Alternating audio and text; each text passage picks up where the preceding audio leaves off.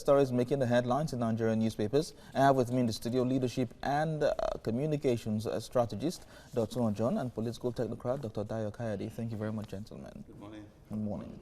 Good morning. Same to you. I don't know whether you're able to get this news over the weekend as regards the PTAD. There are some parastatals that we need to give kudos to. Out of 87 parastatals, ICPC found out that that particular paracetal under one basis, maybe a GMK or something like that, is the first, based on how much money was within that parastatal. So that means there are still some people in this country that are doing what they are supposed to do, and we need to always encourage them, so that they won't be seeing us as saying all the other bad effects, all of the time. If that was in the news now, that would have been the matter. So, but it wasn't. I got it in the news. So let's look at stories that are making the headlines this morning, of course. Now, we'll start with the blueprint newspapers this morning. APC governor split over Oshiomhole meets today in Jos. News Direct, South African top investors behind Airpeace founders Ordeal, that's according to investigation. Business AM says here, Nigeria among countries at high risk of capital controls as forex shortage bites, lack of fiscal reforms, slower economic growth, not effectively advanced sectorial diversification, export revenues largely form single commodity. A Daily Trust says, padding scandal rocks electricity agency over software and rents. That's in the Daily Trust this morning. So we'll move to the Daily Times. It says the federal government to inject 50 billion naira into creative industry, as according to Lai Mohammed, sets to commercialize the creative industry. Of course, we will stick with that story in the newspapers this morning. Federal government to inject 50 billion naira into creative industry, as according to Lai Mohammed, set to commercialize the creative sector. Let's have a look at this now. In the last administration, about 300 billion naira was voted for the creative industry fund and all of that, where some producers got to take advantage of that fund to develop the creative sector. Now 50 billion naira has been injected. What's your take?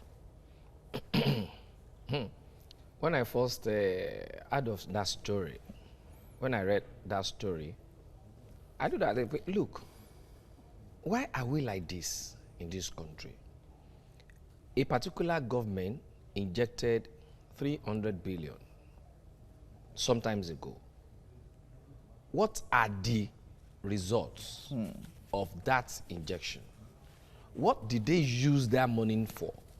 Because I can recollect some of the people in that particular industry complain of not even having access to that money. I think the money was then put in the Bank of Industry. This Bank of, yes, BOI. It was in BOI. Then later they put that of aviation there too and all that. But then, before you inject this money, you need to first of all assess, evaluate. Let us see the effect of that 300 million, what it has brought to our economy, before you now put in more money. By so doing, we know that yes, these people, they know what they are doing. We need to know what has happened to that 300 billion before you bring in a lot of money. Okay, so let me hear from Dr. Yeah, until we kill this, the mentality of administration and embrace the reality of government, we'll continue to have an issue like this. And that's why you hear that this is Muhammadu Buhari administration, Goodluck Jonathan administration, and all that. Government's supposed to be a continuum. Yes, whatever the other administration does, this one is not concerned about it. I think it's even better with this government when you think about infrastructural development. I think at the inception they were concerned about how to complete some road project and some other project, but in reality, it still resides in our mentality that it's about this administration. So, and it's usually a contest. The past administration released also amount of money. Okay, let's also release also amount of money without necessarily thinking of how the other ones were actually utilized. But having said that, I think our major problem now, I'm getting to that point of thinking that our major problem resides with us as a people. Okay. Most times, when government releases money like that, you discover that the head of association, call it Actors Guild, call it, Writers Association, you discover that the leadership, the executive, begin to cut corners, not necessarily the government. They are taking advantage of the fact that the government will never come to look at their books. So what they do is that instead of spreading the wealth to create more wealth, a few people, because we have greed has become our god, a few people in the executive who are not even connected with the government in any way will sit on the money and they share it to their cronies, their girlfriends, and all manner of people. And those who need the money will not get to have them. So the problem we have most of the time is about us, our mentality as a people, our belief, our greed, and the level of corruption that has walked into the heart of every Nigerian. So let me ask, is this money actually needed? Because I've spoken with some practitioners in the industry, and they have said they do not, blatantly said they do not need government support. The industry grew without government support. No, the issue is, you see, the industry itself is making a lot of money.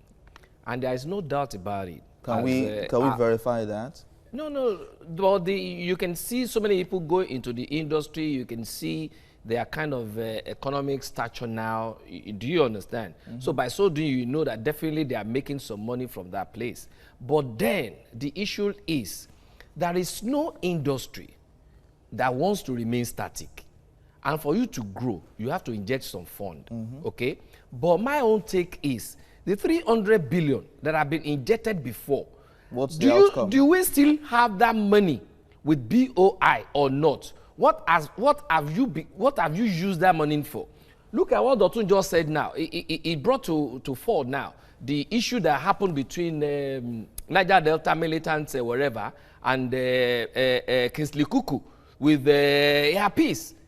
You can see what some people were saying, that instead of them using that money for the militants and all that, it's an allegation, though. As allegation, yes, it was written. It's an allegation. But there is no smoke without fire. All right? If there is no fire, even US wouldn't be saying what they are saying. So people had written to Jonathan even before now. They brought out that letter. Okay. That this guy had been using that money to sponsor his girlfriend, his whatever and all that. So the same thing we want to also see. The money in BOI, that 300 million that Jonathan put here before now, how has that money been spent? We want ever do your assessment. Okay. Bring it to the public for. And then we now see, oh, yeah, we still need another 50 billion. Then go ahead with it. So government should try as much as possible and make themselves responsible to the people. They must answer our questions at any point in time and stop putting on in the cloud. All right, Dotun, final take. Yes, I really want to tell you that the reality of Nigeria today, for those who have not gone into business, you will not know that your biggest customer ever or anyhow, anytime is the government. The involvement of government in Nigeria in any business speaks success to that business. So whether they need the money is not a question that we should ask. Investment of government at every point in time. In fact, I'm even thinking that the government should take a forefront. Let's create areas, thinking areas. Okay. I've worked in the creative industry, and I know how private investors are sending people abroad just to go and think and script. So government needs to come in and invest, but we should not throw our money into the waters. Looking the headlines in Nigerian newspapers, I have with me in the studio leadership and communication strategist, Dr. John, and political technocrat, Dr. Dayo Kayode. Thank you very much, gentlemen. Good morning. It's good to be here. All right, let's look at the newspapers this morning now. APC governor split over Oshiomhole meets today in Jos. The news director says here, South African top investors behind Airpeace founders Ordeal, as according to investigation. Business AM says Nigeria among countries at high risk of capital controls as forex shortage bites, lack of fiscal reforms and slower economic growth. Not effectively advanced sectoral diversification, export revenues largely form single commodity. The Daily Trust is saying here, padding scandal rocks electricity agency over software rents. That's according to investigations here. Now we move to the Daily Trust, where it says that federal government to inject 50 billion naira into creative industry. That's according to Lai Mohammed. sets to commercialize the nation's creative industry. Of course, we will look at the story in the News Direct, and it's one of the biggest stories making the headlines in newspapers this morning. Now, South African top investors behind Airpeace founders Ordeal, that's according to investigation. Now, gentlemen, Alan Oyema has been indicted $20 million. Of course, there's an investigation going on by the prosecutors in the United States, and of course the EFCC says they're going to start their own investigation now. And let's start with you, Adaya. What's your take on this issue? The first question that will come to anybody's mind is, what's the relationship between the United States and America? I mean, sorry, United States and South Africa. Okay. Vis-a-vis Oyema. All right? We are all witnesses to what happened between South Africa and Nigeria the other time as regards xenophobia attack and all that. Yeah. And Oyema volunteered to evacuate Nigerians free of charge. All right? So, to what extent has that damaged America's economy, to the extent that the South Africans will now instigate America to do a kind of investigation on Oyema? For me, I wouldn't say that as an issue. My own major concern there is this. According to the story that I read, Oyema has been a friend to my brother's brother. You don't his brother was Kingsley Kuku. Kingsley Kuku. You know, it's his brother. And he had been giving him contracts. And even according to the news, Kingsley Kuku is the chairman of Airpeace, according to the news that I read.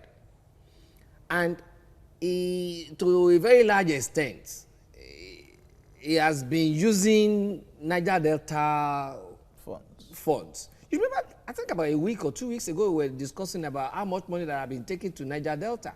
Until now, nobody is seeing result. You can also remember the president last week was telling us about how much money have been pumped into constituency projects. And we're saying no, nothing. You can see where all this money goes into now. Look at what is also happening now in the electricity sector. The one you just read from one of your newspapers there. Yeah. So it's appalling. We don't need to just be saying pushing our problem to Israel.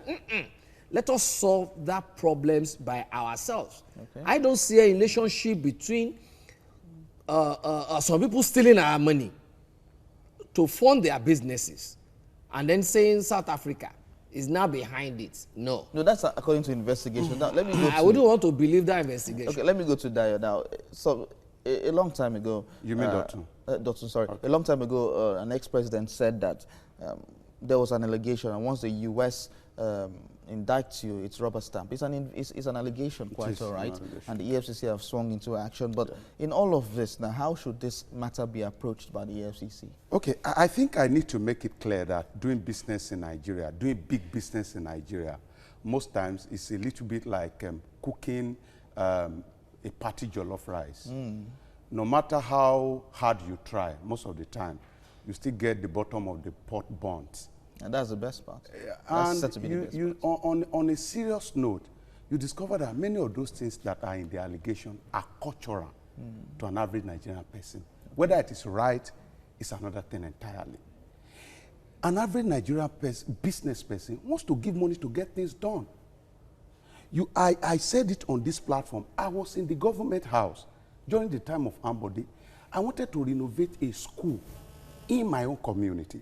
I wanted to use my money. But the guy at the gate insisted that before he would trace my letter, I should drop something. So you discover that for you to get your business done in Nigeria, there's a culture of dropping something. To us, it is cultural. But when you do it outside of Nigeria, it becomes a legal issue. To us in Nigeria, it is cultural that you get money from government, money that you are supposed to use to execute contract. You have it. and divert half of it to your business. But he has he has the right money laundering charges. Who is now dropping money for who? Hello, sir. It is cultural. Either we may decide to run from this thing. This one is sharing, not dropping. This is the reality of what I see daily by my engagement with people in government and the reality of the fact that I do business. So when you put the culture of the people, the culture in the forefront of business. This is what they do on a normal day. We can come on television and say, oh, we don't do it.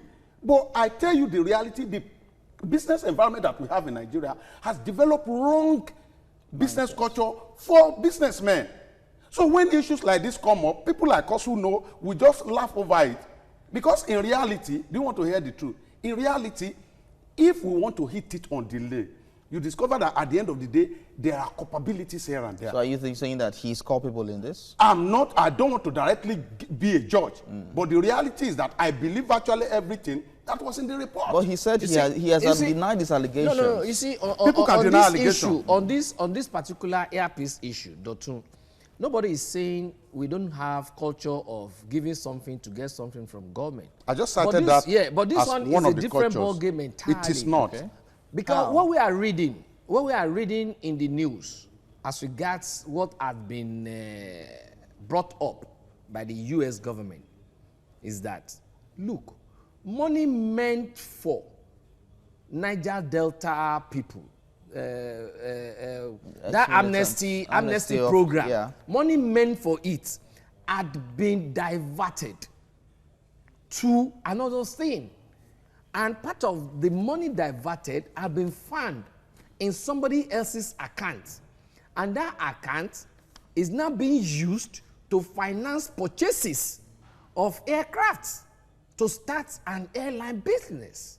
That's one of the items on the report. All right. But it's different from bribery. All right. Now, all EFCC needs to do now is to go all out, get the necessary documents. I don't want EFCC to come on the pages of newspaper on this particular issue. Media investigation. No. Let them do proper investigation. Get their ass together, get themselves together, and then go to court and ensure that we see justice. What if the EFCC comes with a different investigative report from what the US has brought? If EFCC should come up with different reports, then it is now left for us to do a kind of comparative analysis and then look at it. Why is America saying this? And then why is EFCC also saying this? Okay. Because there is no doubt about it that EFCC is just there. It's being occupied by human beings, of which blood and water runs inside their veins. So also in America. So what I'm now trying to say is either of them is vulnerable to mistakes. So it's not left for us, if at the end of the day, EFCC is coming up with a different report, we now have to look at it too. Give it proper assessment and evaluation for us to make conclusions. All right, let's look at the newspapers this morning, starting with the blueprint. It says here, APC governors split over Oshiomhole meets today in Jos. The News Direct says here, South African top investors behind Airpeace founders Ordeal investigation show. Business AM says Nigeria among countries at high risk of capital controls as forex shortage bites, lack of fiscal reforms, slower economic growth, not effectively advanced sectorial diversification, export revenues largely form single commodity. Daily Trust says here, padding scandal rocks electricity agency over software rents, as according to an investigation there. The Daily Times says federal government to inject 50 billion naira into the creative industry. That's according to Lai Mohammed, sets to commercialize the nation's creative industry. We'll look at the story in the Daily Trust this morning. It says, padding scandal rocks electricity agency over software rents. Padding has come into our lexicon again this year. So, padding scandal rocks electricity agency over software and rents. Now, that's the controversy this morning in the Daily Trust. Now, let's have your say, guys. Yeah, you see, you can remember the other time I was telling you about a particular agency that was being adjudged the best of the agencies, PTAD, being led by one Mrs. Ejemike or whatever, you know. I don't know why all these agencies cannot go to such agency and learn the way they do their things there. If you go through this story, because I too have read the story, this thing has been happening there in the last 4 years. The same budget for the same thing. For a particular accounting software. Even using the same code. I think in 2017, it was about 19 point something million.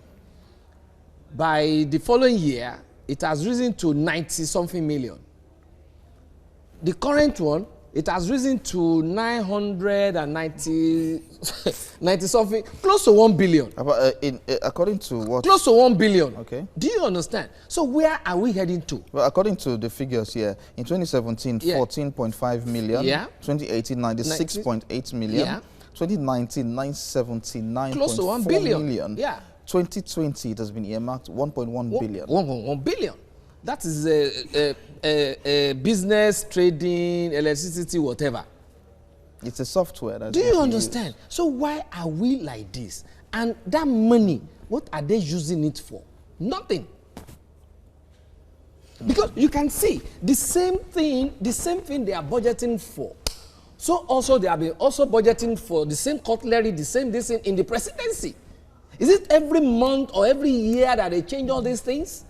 And to the extent that even at the clinic, the madam of presidency was saying they don't have no needle, no nothing, no whatever. Yes, money is being allocated. Yet money is being allocated year in, year out.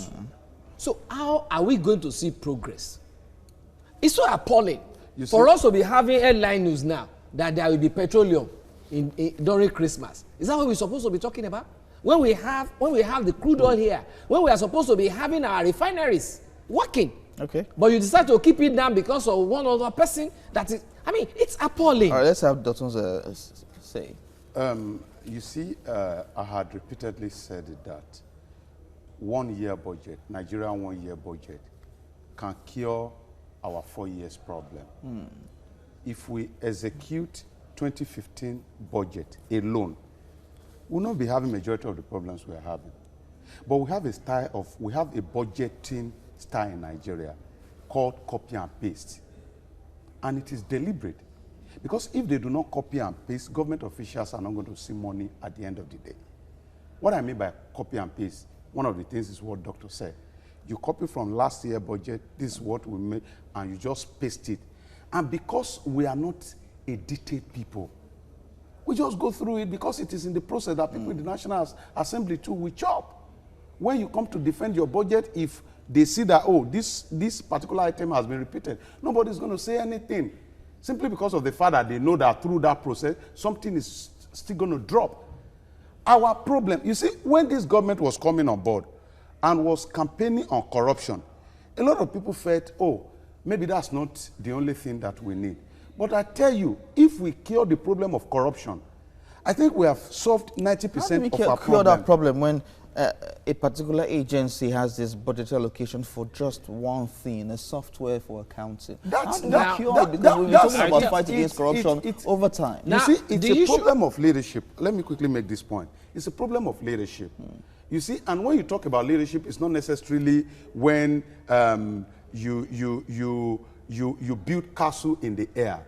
You can continue to do something in a familiar way and expect a fantastic result. Leadership has to show a different direction. And I mean direction, not directive. What we've had over time is we have a group of people giving directive. This is how we want to get it done. But you need to show the people how you want it done. And you need to start from Aso Rock. He's saying the truth, though. In the last 2 budgets, go to Aso Rock this year. You will see provision for cutlery, as if we are doing party. That every year we get a new caterer that will be changing cutlery.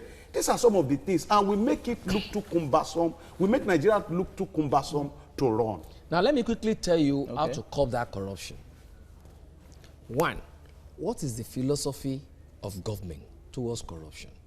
The philosophy of government towards corruption will define especially how to determine, how to fish out, and we need to also how talk to about fish how, out. how this philosophy will cascade towards beyond how to party fish lines. out, how we first of all fish out corrupt people, and it will now follow it up punitive measures. Okay. It will now follow it up by getting some people as scapegoats.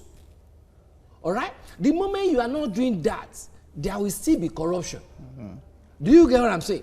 Now, if 1, 2, 3 people have been punished before now as regards repetition of budgetary allocations on different budgeting systems, all these things we are saying, I doubt whether we have, wouldn't have been there again. I doubt whether we have one ministry in sincerity. I doubt, and I'm not going to talk about agency of government, department and agency. I'm going to talk about ministry. I doubt whether we have any ministry in Nigeria today that does not repeat provision, budgetary provision here and there. Okay. And it's because they know that everything goes. That's why the issue of leadership is very important. I was citing an example. If my assistant, one of his duties is to bring me offering in the church. If he gives me offering in the church, it's not because I doubt him, but I will look through the offering to be sure that at the end of the day, when he's giving account, he will not tell me that he gave me 2,000 when he actually gave me 200. But that's what we lack in government. It's everything goes. Now, once they make allocation for the money and they go to the Ministry of Finance to assess, they don't get to assess everything. Nobody monitors, nobody follows up. The oversight of the National Assembly has been bought with provision during budget defense. Because if you have an agency of government come to the National Assembly to say, oh, this is what we want to buy, and drops money, it becomes exceedingly difficult, if not practically impossible, for the same people in the committee to go on oversight and ask basic questions as to why things are not done the proper way. It's a Nigeria problem that has eaten deep into every one person in the country. It is not that they don't know. They know. But they won't talk about it because those things there are being done together by all of them. All right. So nobody will want to be eating and be talking. All right, gentlemen. Thank you very much. It's much. not for you to be eating and it's against eating table etiquette. You don't eat and talk. It's not possible. Thank you very much, gentlemen. We burn your mouth. Thank you very much, gentlemen, for talking to us on this development. Thank you so much. Of course, you're watching TVC Breakfast and we're streaming live on YouTube. You can connect with us on Twitter using the hashtag TVC Breakfast.